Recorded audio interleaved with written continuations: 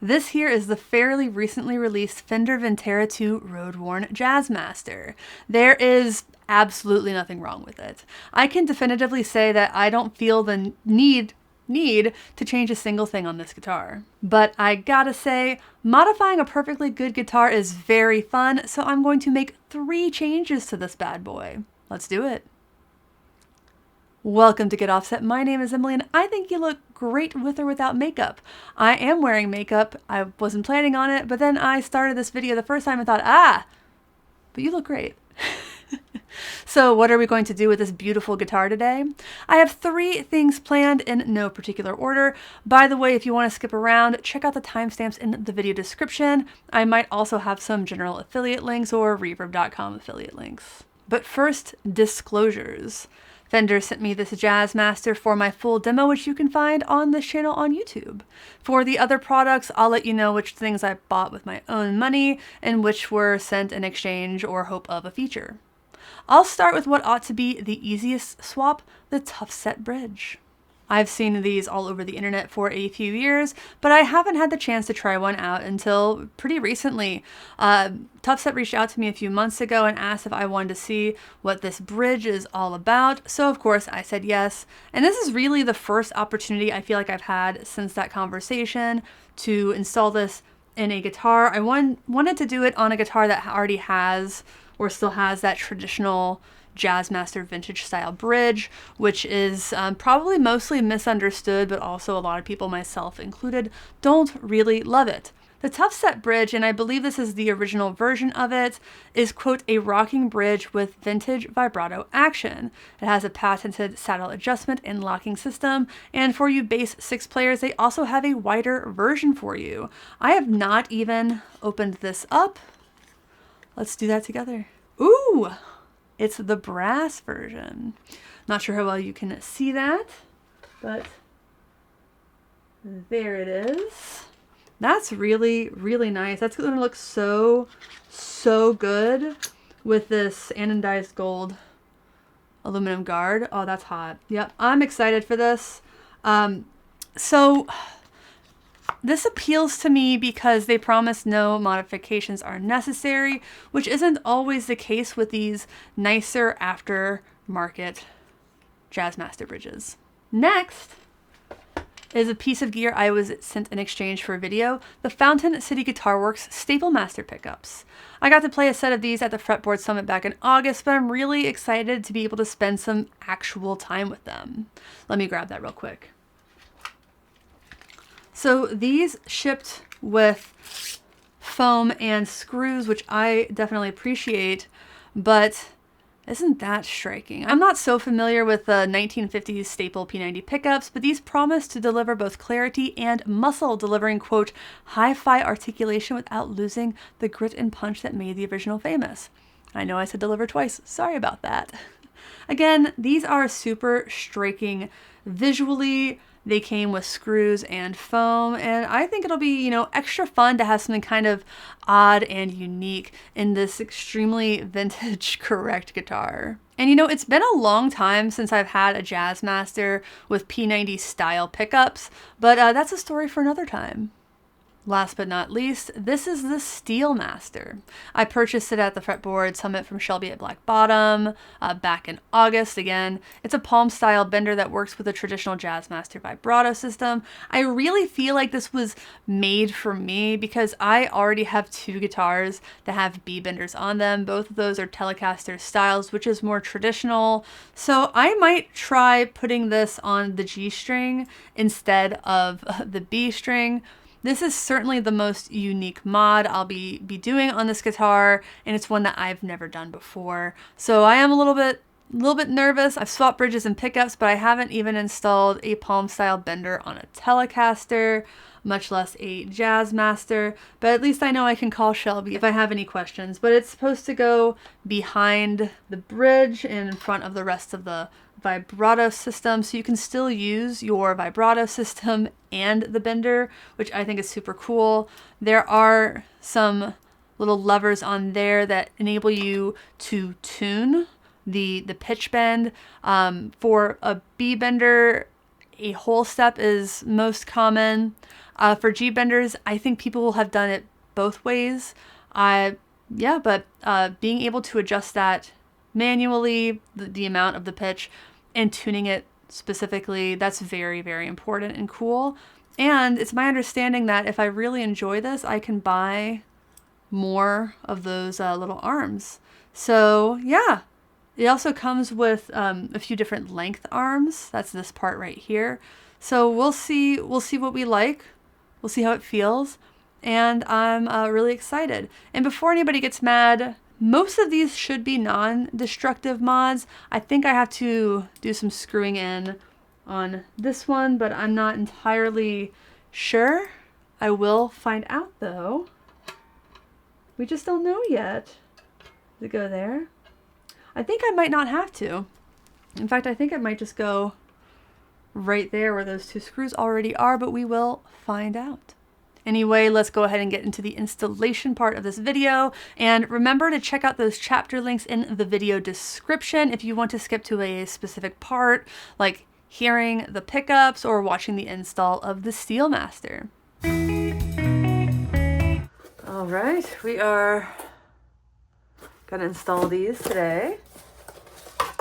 This is the neck pickup. I am guessing that this is hot and this is ground.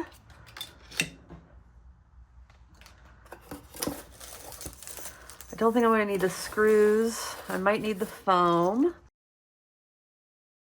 Get the other pickup out. There it is. Leave the plastic on that one until I finish. No schematic included, but since we're going one at a time, I won't need it. So what I'm going to do is I'm going to remove these strings and then we will swap the pickups. So I'm going to get my soldering iron warming up and probably will be back with a time lapse.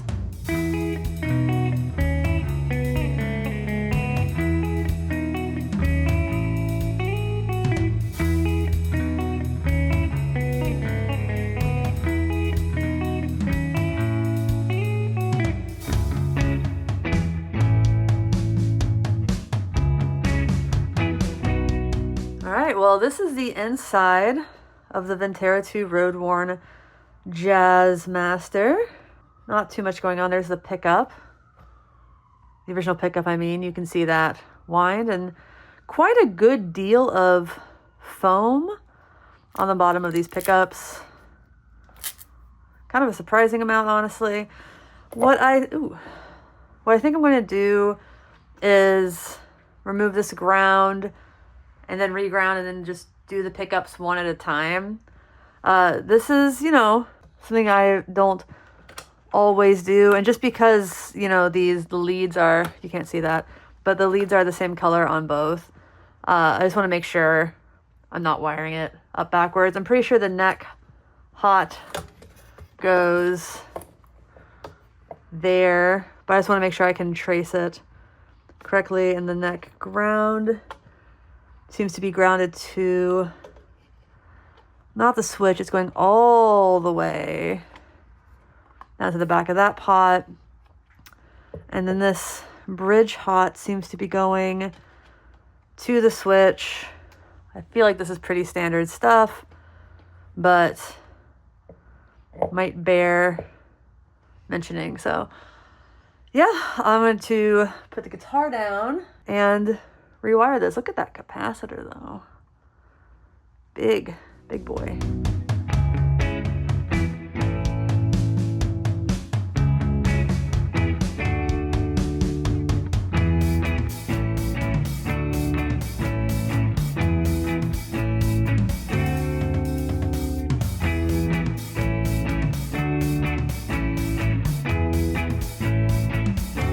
So if you're an eagle-eyed person during the time lapse, you might have seen that I think I said that I was pretty sure that yellow was hot and the black is ground. I definitely had that backwards. I checked it with a little practice amp just to make sure. But here's kind of an interesting one. The lead just fully fell off of this neck pickup. This is the bridge pickup, I'm sorry. Fully fell off the bridge pickup when I was disassembling it. So I'll probably solder that back on carefully, because I mean, I probably won't keep these pickups. I do like the Vintera 2 pickups a lot, but I have a lot of pickups. Get that on my way. And now we have the bridge.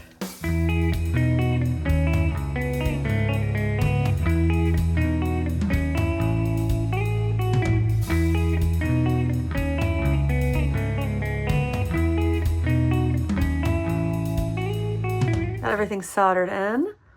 Let's see if we can get sound out of my crappy little amp.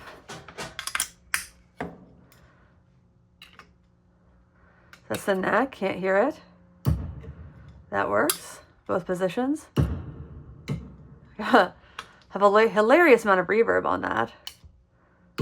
That works. All right, first try. Let's get this loaded back into the guitar and I'll get on with the business.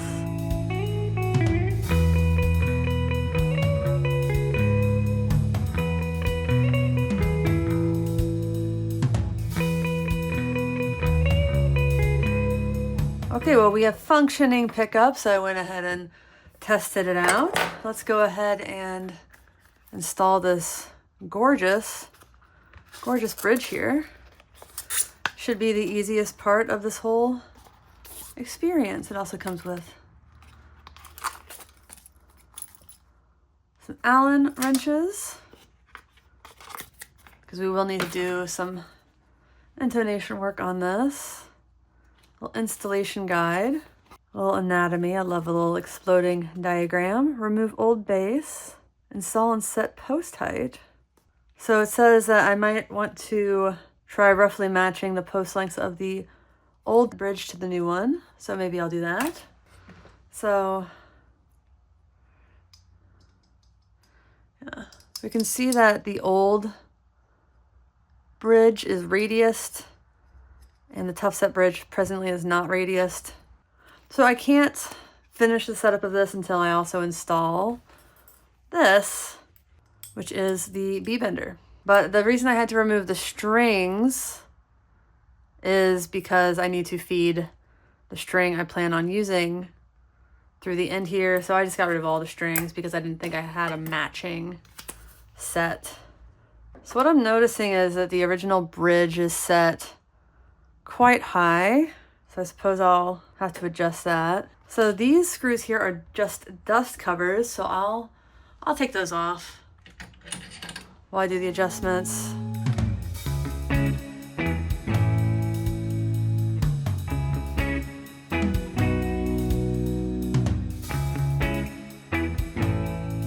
That's pretty close. Goes in this way. There we go. Tuffset bridge is there. Everything is going to need to be fine-tuned with regards to height for the pickups and individual saddle posts. On the Tuffset, I'm not Nisei Bell, so it will take me a lot longer than others, but the next thing we're going to do is we are going to remove these two screws right here because this is a non-destructive mod, and that's supposed to go right there.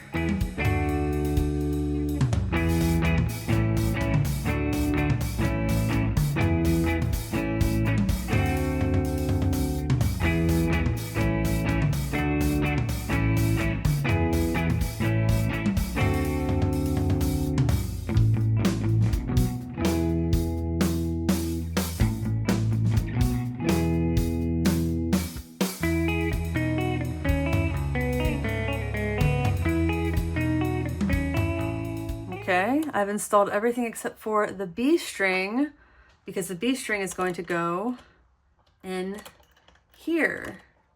It's a little notch underneath. Please tell me I said G string. And it is a little wonky getting it, but I think I got it. Yeah.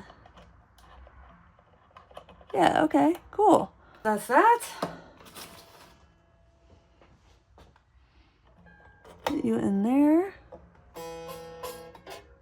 So what we have is strings on a guitar, and not a whole lot else right now, but we can see that's essentially how the B bender is going to work. The G bender. But I probably won't tune into that. So what I need to do is I need to radius this and set the intonation, and obviously set the pickup height. These are all things I don't want to do on camera because I am not a professional and I will fuck up a lot. So hopefully I'll be done when we come back. All right, mods are done and everything went shockingly smoothly. My only mistake was cutting a string a bit too short when I was putting everything back together. So I'll consider that a pretty significant win. To be doing 3 mods and not cry a single time. Can't beat it. I think it's best that we go ahead and hear these pickups. Again, these are the Staplemasters. I'll have a link in the video description. They might still be on pre-order, but I've been told that they should be at least on pre-order by the time this video goes live. I'm using the Supro Airwave amp behind me. I'm not using the mic though. I'm using the DI output, and that's set to modern setting 5 for the cabinet. We're going to start with clean sounds with the Staplemasters. I'm going to start on the bridge, work our way up to the neck.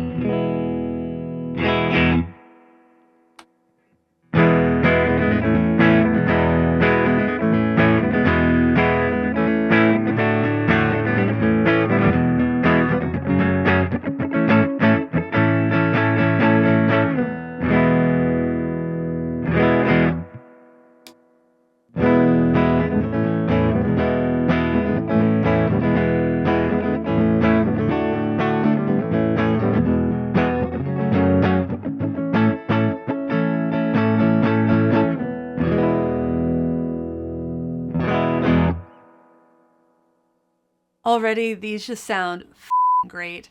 I'm going to go back the opposite direction with a little bit of fingerstyle jazz.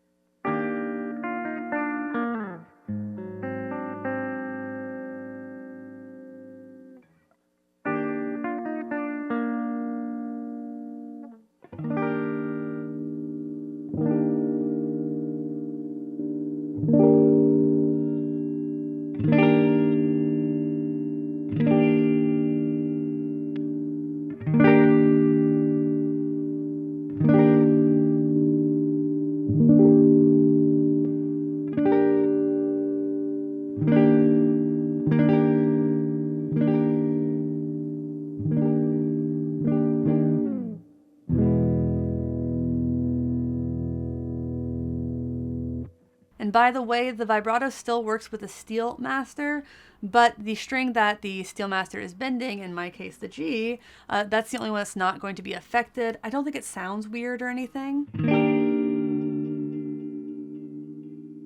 but that's just something to be aware of. I think it's amazing they made a device that works with the vibrato arm at all. So again, huge win there. Now it's time to flip the drive and the boost switch on the amp so we can hear the pickups dirty. But first, I just want to remind you that I will have links to these products and more in the video description.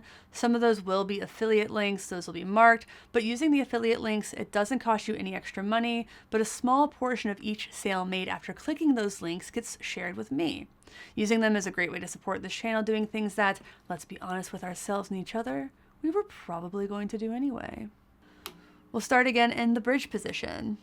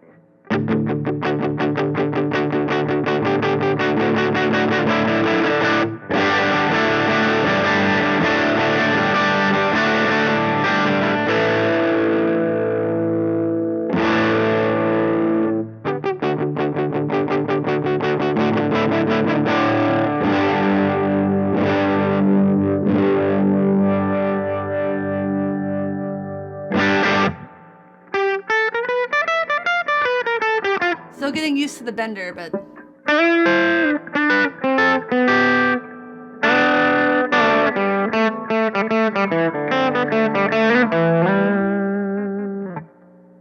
just wanted you to see it in action. We're going to talk about that in a little bit. But first, let's talk about these pickups.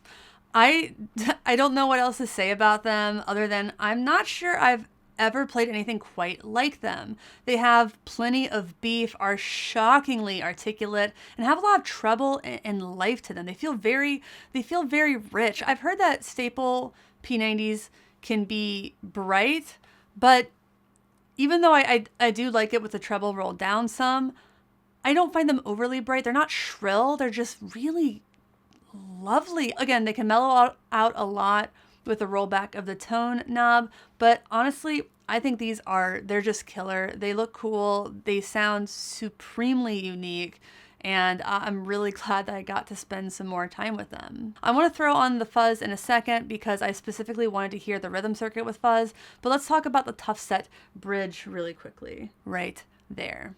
Just as promised, it's a drop-in replacement for the bridge I had been using. That's a traditional vintage style bridge.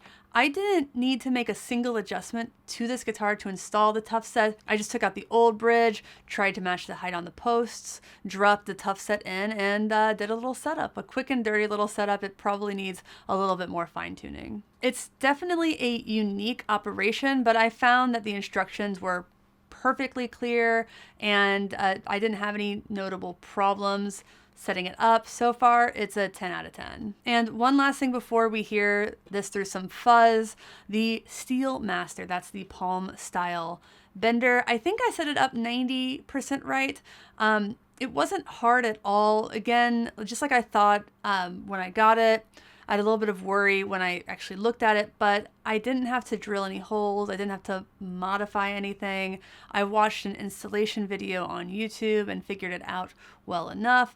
Tuning the pitch isn't bad at all. You just tune, open, bend down, retune, and adjust this little post here until it's in tune enough. But, you know, just as I thought, because I've seen this style of bender for a few years now, it's going to take some getting used to. Frankly, I've always been hesitant to try the palm style benders because I use my palm to mute certain strings when I'm playing, especially in that style of music. So if I'm using my palm to bend, I'm going to need to adjust my technique or I'll sound even sloppier than usual. To be clear, that's not expressly a negative. I just think that's the reality of adding a new tool like this to your guitar. I'm making a big adjustment to my instrument, so it stands to reason I'm going to need to make an appropriate adjustment to my technique. In fact, I also had to get used to using the traditional beat bender too, and you know, the big benefit I see over a traditional Parsons style bender is that it's a lot easier to use sitting down. Normal bead benders, if you're not familiar, they have the bending mechanism on the upper strap button, so you just pull down on the guitar with the strap to bend the string.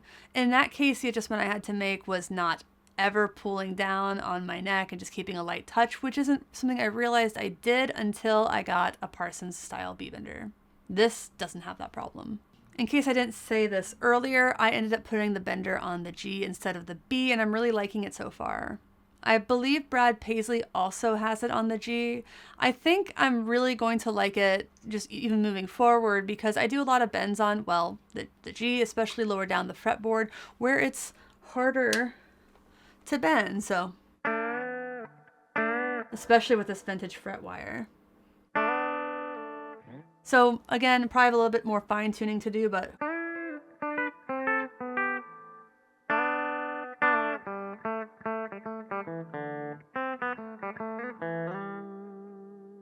that's really, really nice. Easy to use, easy to set up, not terribly expensive, especially when compared to a normal style B bender, which I don't even think anyone even has one of those on a Jazzmaster. Honestly, my only piece of feedback is I wish that some of the arms were a little bit longer. I'm using the longest one right now. It goes about up to the Tuffset bridge, just a little bit past it. I feel like I prefer a little bit more runway.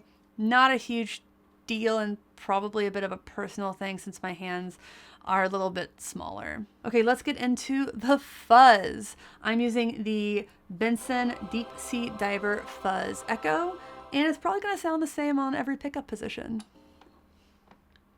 We're gonna start on the bridge.